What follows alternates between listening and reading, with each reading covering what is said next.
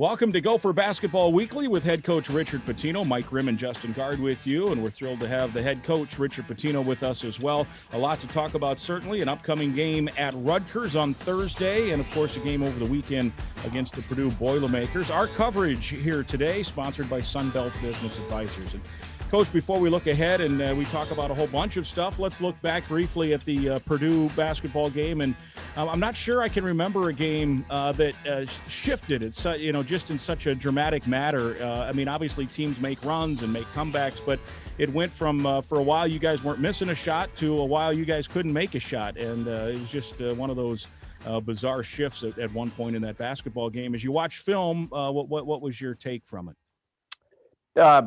Defensive rebounding and turnovers. We were really right there. I didn't think, I don't know. I mean, I don't want to sound like I'm complaining. I didn't think the score was totally indicative of the game. I thought we were right there with a couple minutes to go. Everything that Purdue tries to do to you, they pulled it off. They want to wear you down over 40 minutes with their physicality, whether it's their cuts, whether it's their rebounding. We just ran out a little gas, but I thought we were ready to go. I really liked us in the first half. We were sharing the ball. We were playing really good defense, but the defensive rebounding broke down and allowed them, they made a couple tough shots in their building, but it just allowed them to pull away. So sometimes when you have a lot of new guys that haven't seen Purdue, because that's a very unique style, it's just one of those things where you got to see it. And then, hopefully we'll be a little bit tougher physically and mentally down the stretch next time we play them. When I look at your team, we've talked about this with defense too. Like, it seems like you should be a good defensive team. You've talked about that, and you have been at times. I feel the same way about your rebounding, and I'm curious, we've talked about this on the show a couple of times already this year. Early on, you struggled rebounding. Then early in the Big Ten, it seemed like you really did a good job. Michigan State comes to mind. So what's the difference, in rebounding from game to game, or what are the issues when you get out rebounded by the margin that you did? Just physicality, it's we weren't hitting bodies. It's not necessarily to go in to get the ball. It's allowing their guys to come down the lane and not block them out, and hit bodies. So it's been a weird year like that. We're sitting after 17 games and, we all look at it. I mean, we're still comfortably in the NCAA tournament now, but we've had a lot of really good moments. We've had a lot of really bad moments. So that inconsistency has certainly been frustrating. But, and again, I don't want to offend people, but when you have a lot of new players and, I talked to our guys about this, yesterday. The key is, we don't want to take a million transfers. We really don't. But this world is evolving, and it's very challenging. But until you have older guys who have experienced it, you're going to have inconsistency. Whether it's Brandon Johnson, Liam Robbins, Booth Gotch, then you're throwing in Jamal Mashburn. He's a new guy as well. So that's four guys. So it's just trying to work your way through it a little bit. But when we're good, we're good. We got to get more consistency all across the board, and that's something we're really working on.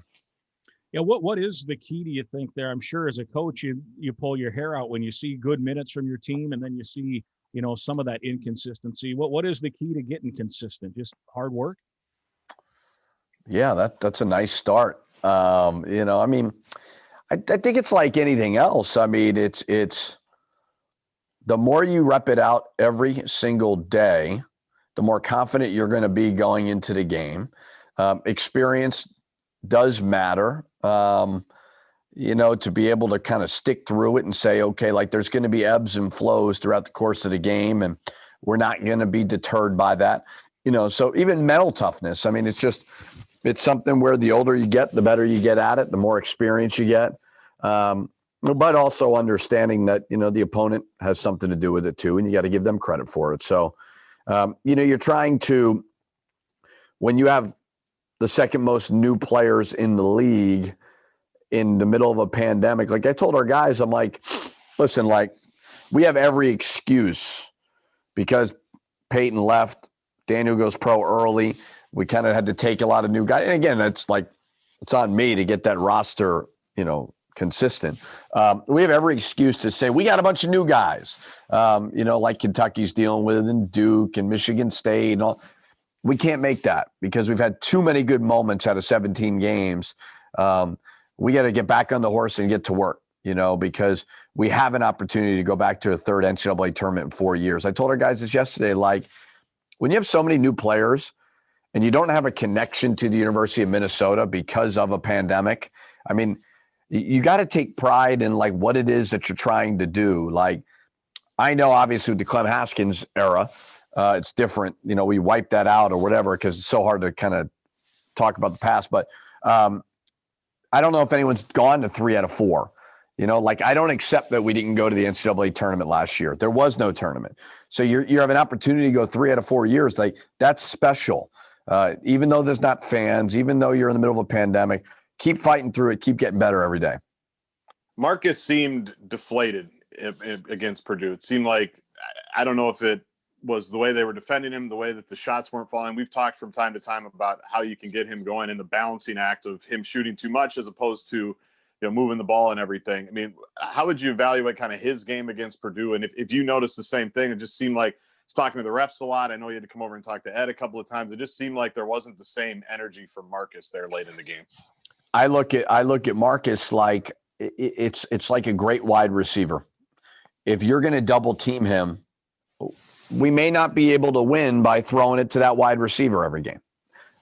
They're just loading up so much on Marcus. Mm-hmm.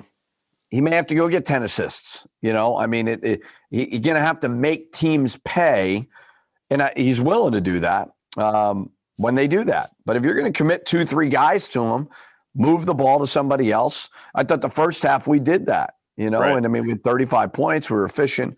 But he's drawing a lot of attention. And that's why it's a team sport. And if they're gonna basically trap him when he gets into the lane, got to give somebody else a look, and they got to make them pay. And then that puts them in a bind to be like, okay, we can't do that anymore. So it's all connected. But yeah, I mean, when you're not playing great and you're losing on the road, you are going to look deflated, I mean, and come back, get to work, be confident, and let's go. But like I said, it's like trapping the post, I mean, okay, Liam, go get other guys shots. And those guys have got to do that. And then the other guys have got to deliver when they are given the ball in those spots.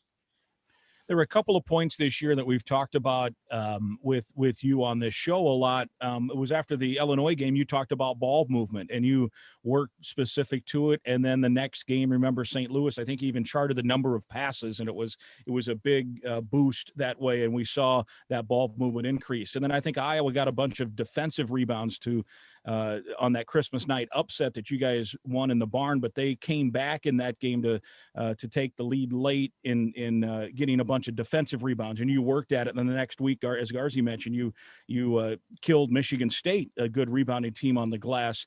How often do you have to revisit some of those things? You mentioned defensive rebounding already. Now we're talking ball movement. As a team that maybe has issues, how often do you have to revisit that stuff? And is that another situation where that's a deal where you have to pound it into their head here this week? Every day. Yeah. I mean, every day, it's, I remember looking at our schedule when everybody claimed, now that there's not a number in front of those teams, we're going to win them all and they're going to be so easy. And I remember looking, going, Maryland, Purdue, and Rutgers, they do a lot of things that expose some of our weaknesses. They're very, very physical. They've got really good length on the ball. So we've got to be better. So every day, I mean, there's not one thing that goes into this. And we've shown that we can beat Iowa. We can beat Ohio State. We can beat Michigan. We can beat a St. Louis. We can beat Michigan State. I mean, we've shown we can do it. It's just a matter of consistency. And that's what greatness is all about, is being able to consistently do it. And that's what we're working at as a team, collectively being able to do it every day. Are you going to do it 100% of the time? No, but you got to do it more than not. And we're still we've got about 5 weeks to go here with some great opportunities on the schedule. And obviously Rutgers staring at us is right in front of us, and we got to go handle it. Most coaches love practice. Are you getting sick of practice, though, with just 2 games in the last couple of weeks? I mean, this has been a unique deal with the Nebraska game getting postponed, obviously, where you've had 2 games in 2 weeks and a lot of practice time, and I'm sure guys aren't necessarily feeling great about how they've played. So what's that whole balancing act been like with practice? Yeah, I mean, we're on a 2-game losing streak. Like Rutgers was on a 5-game losing streak. We've lost 2 in a row, and the game we won before was the hottest team in the country. But, man, that feels like it was about 2 months ago. Right. So we need to get better. It's up to me to keep practice short, not go too long, don't wear on their legs. But we need to get better. And they individually need to get better. Collectively as a team, we need to get better. But, yeah, I mean, everything is very, very unique right now in the middle of a pandemic. It's a lot more unique than people think. I mean, there's challenges thrown at every team. I mean, not just us, where it's just you never know. You may have a guy out for practice because of a false positive, and it's just everything's in flux. But over and over again, we've said the same thing. I mean, 17 games have gotten to play. We're hopeful we play Thursday night. We're hopeful we make up that Nebraska game, whenever it may be, and we're hopeful that we stay safe. But every game that we can play, every practice that we get right now, it beats sitting at home in your dorm, which a lot of people are doing right now. We get to go to work, we get to do it safely, and that's a blessing that we're lucky to have. All right, let's take our first break. We'll come back. We'll have more. Our show is presented by Sunbelt Business Advisors. Onward for Business, presented by Sunbelt Business Advisors. Wanting to be on your team when you buy or sell a business? Onward for Business, the one-stop shop for buying or selling your business and for payroll, insurance, bookkeeping, and more. Onward. Stay with us. It's Gopher Basketball Weekly with Richard Pitino from Learfield IMG College. Welcome back. It's segment 2 of Gopher Basketball Weekly with head coach Richard Pitino. Grimm and Gaard with you. We're glad you're with us. Next up for the Gophers, a Thursday night game at Rutgers, Piscataway, New Jersey, 8 o'clock tip time, Minnesota time, 9 o'clock East Coast time. Spencer and I will take care at 7:30 here on the Gopher Radio Network. Our show today presented by Sunbelt Business Advisors. They want to be on your team when you buy or sell a business. Onward for Business, the one-stop shop for buying or selling your business and for payroll, insurance, bookkeeping, and more. Onward. Coach, you mentioned just before we went to break that you're hopeful to make up that Nebraska game. Obviously, you have Nebraska coming up. Hopefully, just the regularly scheduled game on Monday at Williams Arena also goes. I think currently their schedule looks like they're going to resume activities on Friday with a game against Michigan State. Have you heard anything, any rumblings, anything in regard to that makeup game and on that game Monday as well to look ahead? I have not. No, I haven't heard anything. I don't think anybody has. It's. I think it's going to get very, very disruptive here over the next 5-6 weeks. I think you saw that a little bit in college football. As they're kind of were limping to the finish line a little bit, and I think we're going to see that. And I don't think it's anybody's fault, but you're going to have teams that everybody's situation's different. Maybe they're dealing with COVID. Maybe they're out of the hunt for the NCAA tournament. It's going to be very unique. But yeah, it's weird that we have no idea. And I'm sure Nebraska's got a lot of games to make up, and we're trying to figure it all out. So I don't know, day by day here moving forward. And meanwhile, while you're healthy, you've played, as Guardsy said, like 4 games in 29 days or something. So it has been just one of those weird years. As you like to say, Coach, we're playing sports in the middle of a pandemic. So yes, it's a pandemic going on, 100-year pandemic. I get why we do it, but we keep trying to make it normal, and it is not even a little bit normal. I mean, coaches, we deal with a lot of uniqueness in our profession, and it's great. I wouldn't trade it for anything else. I mean, I chose this. Nobody made me be a coach. But this one is the top of the list of uniqueness. But it's been a great challenge as well. Well, and along those lines, I know there was some news late last week. I think Barry Alvarez and Greg Gaard were both on a conference call separate conference call. They were hinting that potentially that there would be a Big Ten tournament moving to Indianapolis from Chicago. There was even a hint that maybe they wouldn't have the tournament at all to not put teams that are securely in the tournament, in the NCAA tournament, at risk. And I'm assuming you're part of some of those calls. Can you give us any insight into what's happening along those discussions amongst coaches and administrators? Yeah, I mean, nothing's going to change until the population gets vaccinated. I mean, that's the bottom line. And the Big Ten's not going to get vaccinated in the next 5 weeks. So I think you're going to see an approach from the Big Ten office that's going to be patient. They're not going to be in a rush to make a decision. I don't know why we can safely play all these games and fly to Rutgers, but yet we can't safely fly to Indianapolis and play a conference tournament. But that's neither here nor there. I don't know. I do know there's concerns about teams that are eligible for the NCAA tournament, and then there's a positive because, they're out there. So I don't know. I mean, I've said from day one with all this stuff, as long as we feel safe, let's play. I have never felt my safety in question. Do I feel like it's competitively equitable? Of course not. Not even a little bit. But if we can safely do it, and even all the people that get outraged about it's about money, like, so what? I mean, everything, any money is important to running a business, to running college athletics. But don't do it, without the well-being and the health of everybody, in mind. So I continue to go day by day, and we've had more, maybe things pop up than people understand or know, where it's been like, all right, is this safe? Is it not? But every day, if I am told we can safely go practice, well, let's safely go practice, get these guys better. So I'm sure the Big Ten's not in a rush to decide by any means. But the hard part is when you have 14 teams, maybe we're in good shape, but Michigan State's not. Every state is different too. That's the challenging part as well. So how much do you talk about that, either internally with administration, with Mark, or externally with other coaches? Obviously in the summer, you coaches had a lot of meetings, a lot of Zooms. You're all trying to figure everything out. Is that still a day-to-day thing where you guys are communicating about stuff, or how often would you say you are looking forward and going, here's what might happen, here's how we have to plan for it? Yeah, I mean, we wasted a lot of time this summer, the Big Ten coaches did, at discussing things that are not in our control. I mean, it's good to see all those guys and get out of the house and go do a Zoom. It's not our decision. I've been doing this long enough now where I try so hard to never complain and never talk about things that I have no control over. Certainly Mark and myself and Julie Manning and our staff, we have to be, okay, if this happens, we need to do this from a logistical standpoint, hotels, booking travel, et cetera. But it's not up to me when we play Nebraska, when we make that one up. It's not my decision.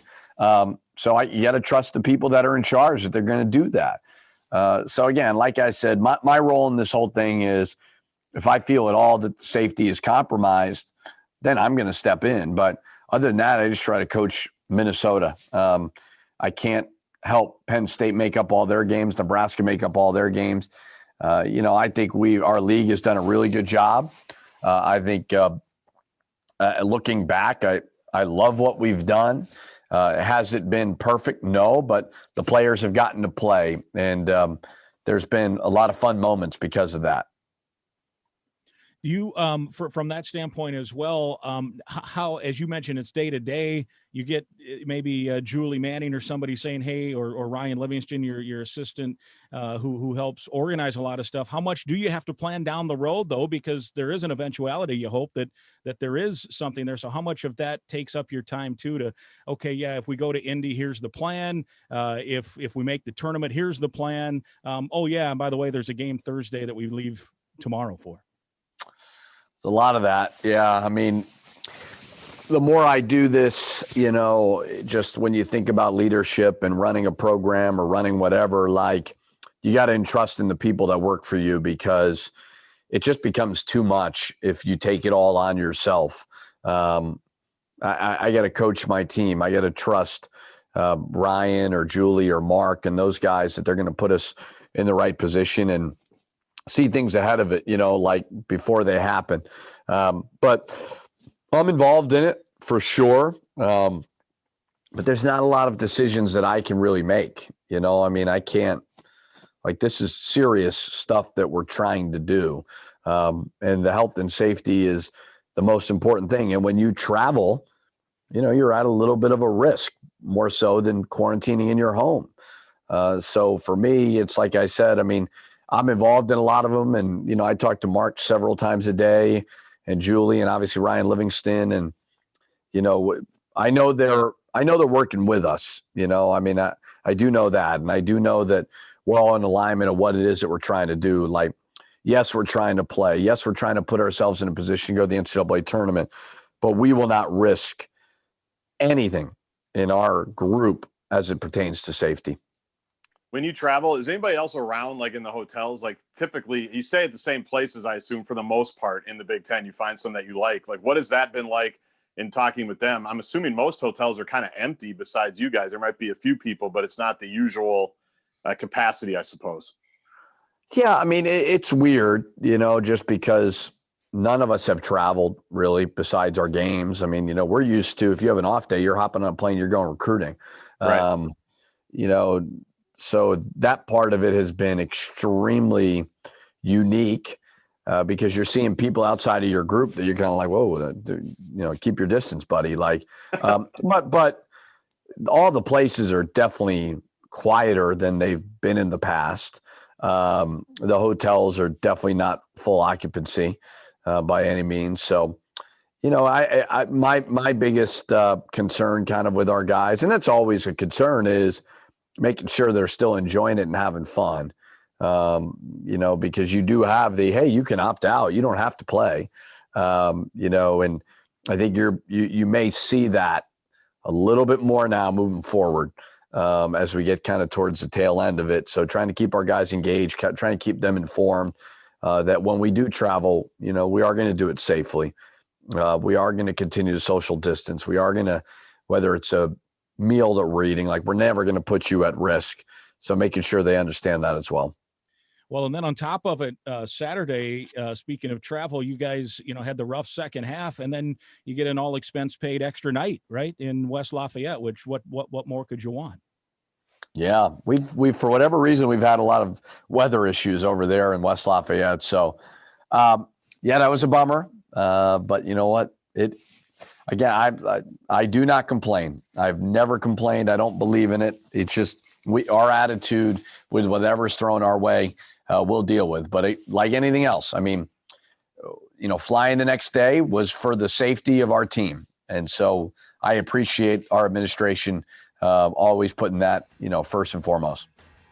All right, let's take another break. We'll come back. The long contested 2 is on the horizon. You'll want to stick around for that. Sunbelt Business Advisors sponsors our show. It's Gopher Basketball Weekly with Richard Pitino from Learfield, IMG College. Welcome back. It's Gopher Basketball Weekly with Richard Pitino, Mike Grimm, and Justin Gaard with you here on our program. Glad you're with us. Next up for Minnesota, a Thursday night game against Rutgers. That starts at 8 o'clock. We'll take air at 7:30 here on the Gopher Radio Network. Then a Monday game against the Nebraska Cornhuskers. And I don't think we have a tip time yet even for that Monday game, at least not on my schedule. So, nothing like less than a week away. Not sure when that game will start. But whenever it starts, as Coach says, it's day to day. I'm sure the Gophers will be there and tip it up. It is time now for the long contested 2. Justin Gaard and Richard Pitino. We've been waiting 7 days. Speaking of waiting around for this, Guardsy, take it away. Well, you kind of hinted, with the Purdue travel issues getting out of West Lafayette. Purdue had to change planes last night, apparently, go on the way to they're going to Maryland, and they had to stop in Indy. They get diverted. They get on another plane. They got there. They landed safely. But it got me thinking, and Grimmer, you'll have some of these as well because you've been on the road a million years.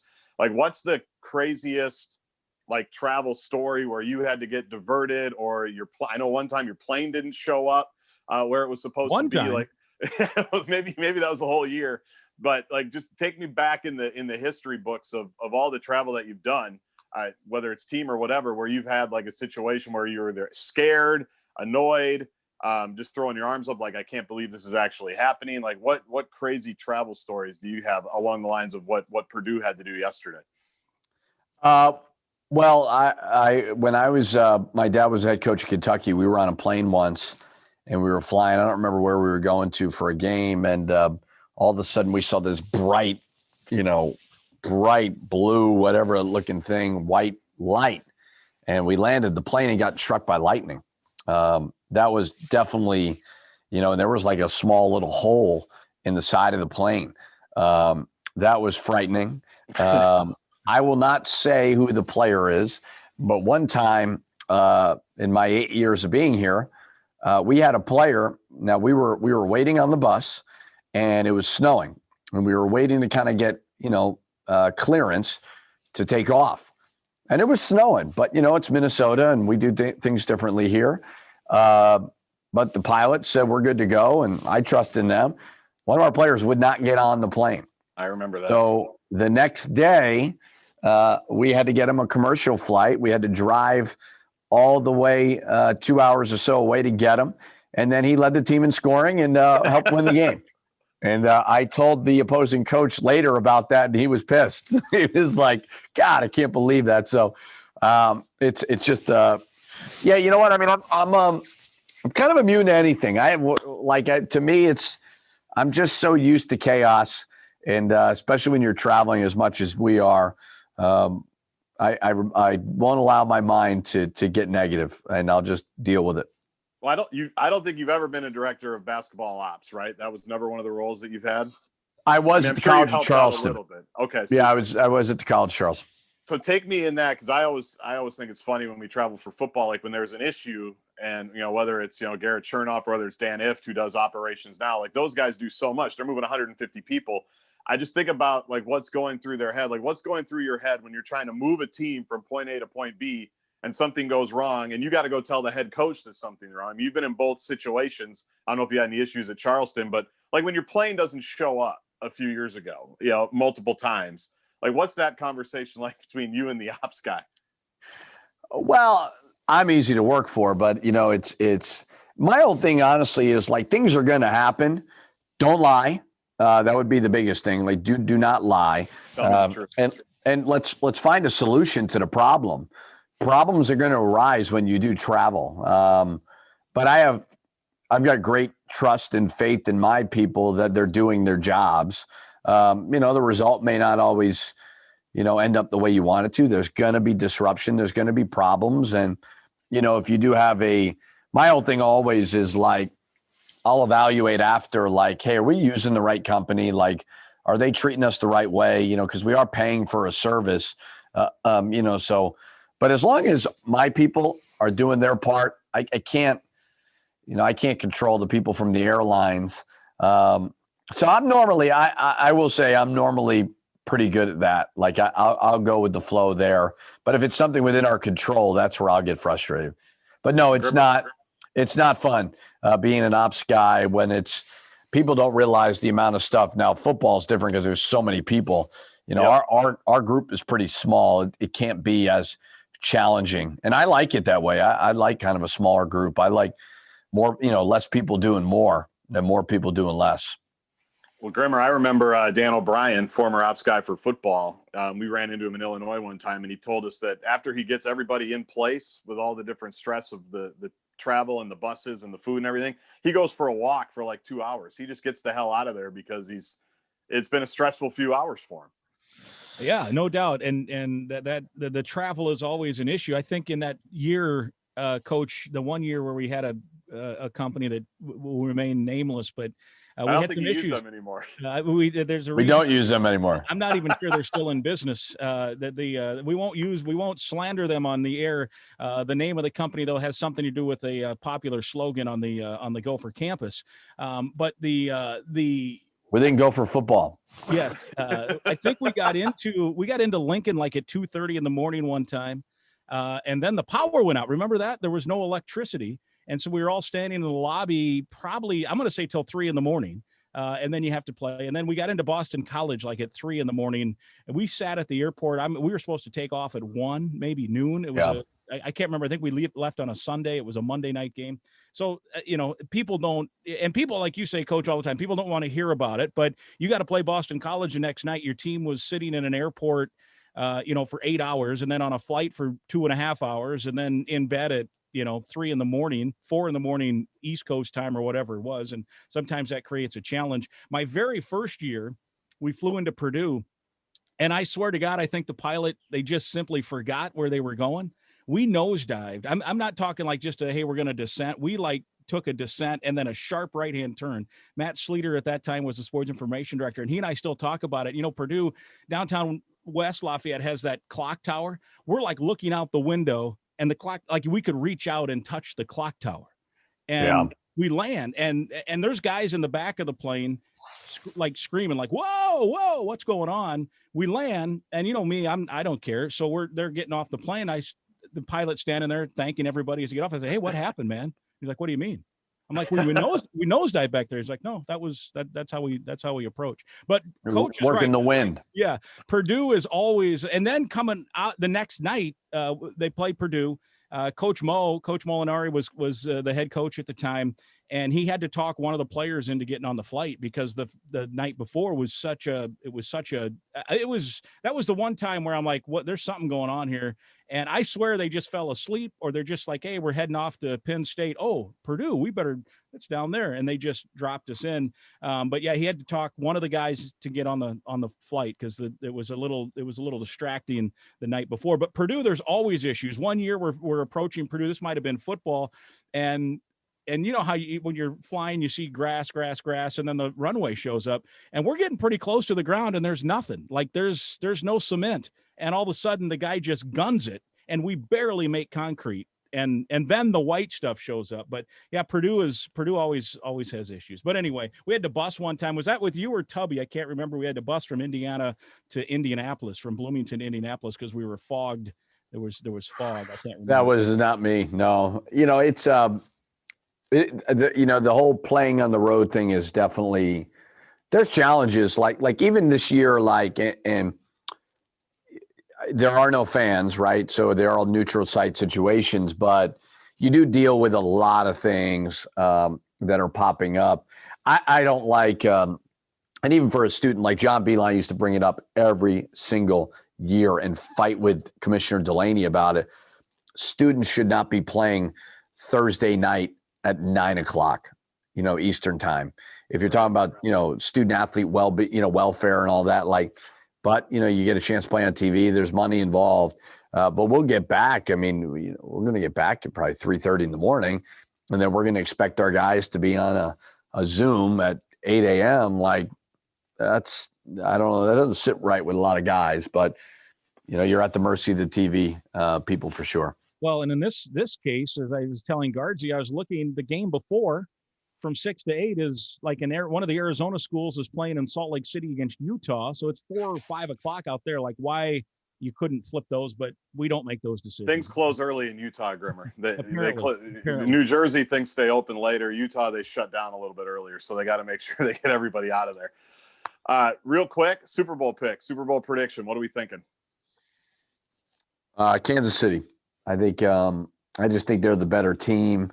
I mean, what Tom Brady has done, amazing. But I just think Kansas City has just been dominant. I think it would be different if there were fans, because it's in Tampa. I know there's limited fans, but right. Conventional wisdom is out the window this year in all the sports because there's no home courts. And I just think that Kansas City's the better team. But it would be a cool story to see Tampa win, for sure. Unbelievable. Yeah, Tom Brady. And then you got, of course, the former Gophers, the rookies, Winfield and Johnson on Tampa. And then, Guardsy, your local podcast angle this week has Damian Wilson, right? Yeah, Damian Wilson, former Gopher linebacker, making his second consecutive Super Bowl trip, which is pretty cool. All right, awesome. We'll take a break. We'll preview Rutgers, and we come back. Stay with us. It's Gopher Basketball Weekly with Richard Pitino from Learfield, IMG College.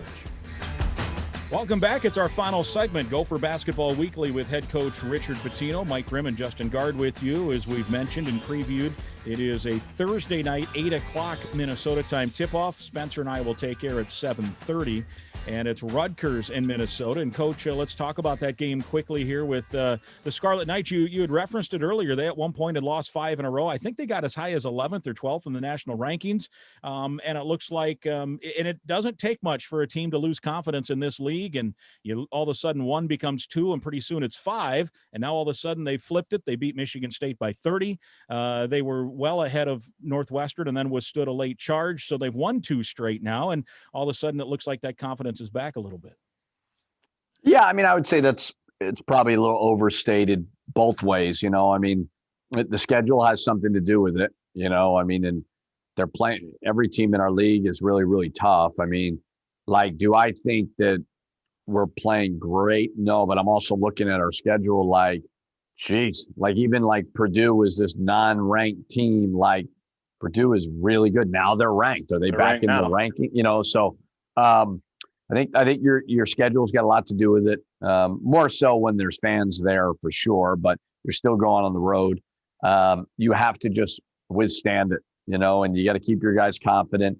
They got to block out the noise. The noise is probably not as loud as it normally is, just because you're playing in the middle of a pandemic, as I've said a million times. But stay the course, get better. Every game is different. Just because Rutgers won 2 in a row doesn't mean they're going to beat us. Just because we've lost 2 in a row doesn't mean we're going to beat them. And you just got to have that perspective. And I think when you have experience and you've been in the league now as long as I have, you see that. I mean, there was a couple of years ago where we lost a couple early, and we went the whole month of February undefeated. And we didn't set out to go undefeated. We just took it day by day, and that's got to be our mindset moving forward. One of the moves we haven't talked about, you put Trey Williams in the starting lineup against Purdue. I've always liked Trey. I think he's about the right stuff. Whenever he gets his opportunities, he seems pretty into it, willing defender, good teammate, and I think played pretty well, especially in that first half. What went into that move to throw Trey in the starting lineup? I mean, I don't like to do it just because it almost implies that I'm blaming Booth for something. I'm not. Booth's just not playing great right now. And I thought, okay, maybe if we put him in a different role, he'll be better. Trey's a hard one because Trey did a lot of good things. I don't know if Trey is a great role guy where he's a great limited minute guy. He's one of those, the more minutes he'll play, the better he'll be. And so that's why I kind of thought, okay, he'll be confident. I mean, really confident. He plays very hard. It's his second technical of the year. He's got to get better at that. He'd apologized obviously right after the game to me. And, he's a great kid. I mean, I enjoy coaching him.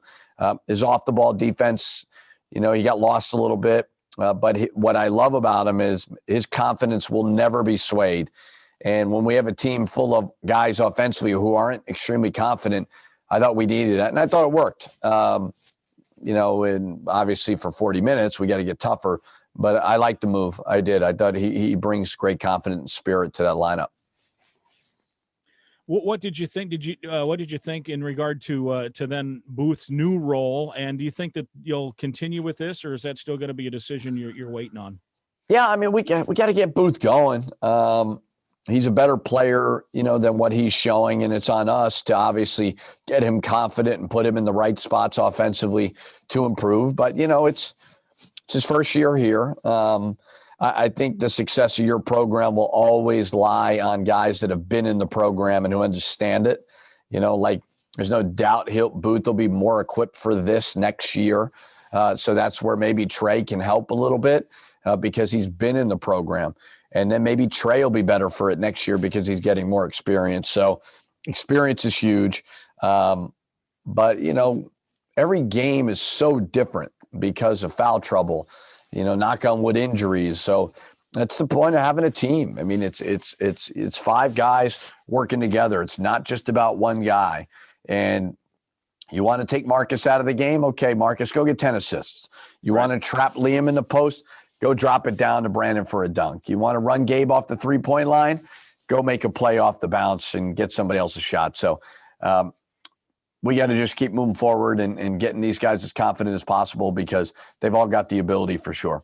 Where do you think the confidence is lacking for Booth? Because you mentioned early in the season, he's looking great. You called him a stat stuffer, I think, game 1 or game 2. And that's kind of, I think, what we all thought we would get from him. Obviously, there's some struggles there. Where do you think those lie? Well, he didn't seem real confident shooting the ball last game. He passed up a 3 in the first half that ended up, a good result. Second half, he stepped out of bounds when he was open for a 3 to drive it.